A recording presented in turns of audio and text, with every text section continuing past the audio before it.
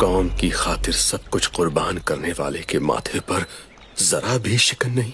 हाँ, जब कभी भी हम उनके सामने माता जी या साहबजादों की बात करते हैं तो तेरा पाना मिठा लागे कहकर बात शुरू होने से पहले ही खत्म कर देते हैं।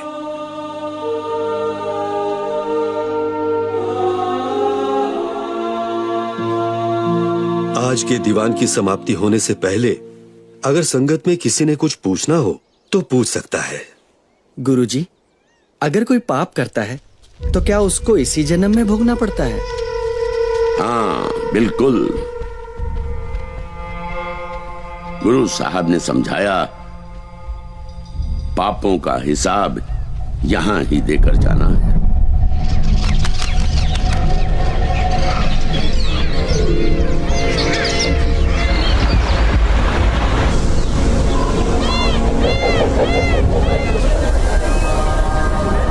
गुरु साहब ने मुस्कुराकर कहा, तो आखिर तुम पहुंच ही गए।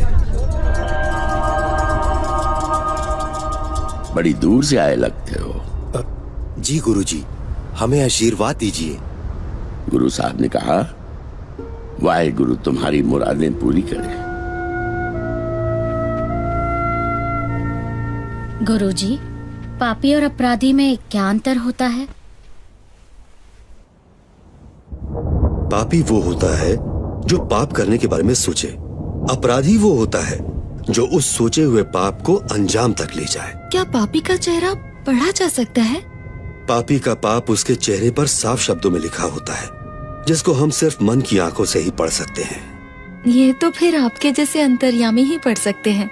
हम तो किसी पर भी धोखा खा सकते हैं। गुरु साहब ने कहा, धोखे से ही तो 5वें गुरु साहब को लाहौर बुलाया गया था। क्या उनको पता नहीं था? पता था, पर रब को प्यार करने वाले रब की रजा में ही रहना पसंद करते हैं। गुरुजी, इन तुर्कों के पापों का हिसाब कौन करेगा? क्या उनको भी कभी उनके किए सारे जुल्मों की सजा मिलेगी? गुरु साहब ने समझाया, जैसा अनाज धरती में बीजोगे वही उगेगा, उसी को काटना पड़ेगा। काटने की ऋतु कब आएगी ये निरंकार जानता है। गुरुजी, इतनी भी गर्मी नहीं। फिर इन दोनों के माथे पर पसीना, इन दोनों की आंखों में मैंने अजीब सी बेचैनी देखी है। बाकी आप जग जाता हो। गुरु साहब ने समझाया, खालसा जी, हर एक प्राणी अपने आप में पूरा ब्रह्मांड है। किसी के ब्रह्मांड में झांक कर देखोगे तो उसके गुण अवगुण आपके अंदर आ जाएंगे। अच्छा यही होगा कि हम अपने अपने ब्रह्मांडों की खोज करें। इसी खोज में ही हमारे मन को सुख और शांति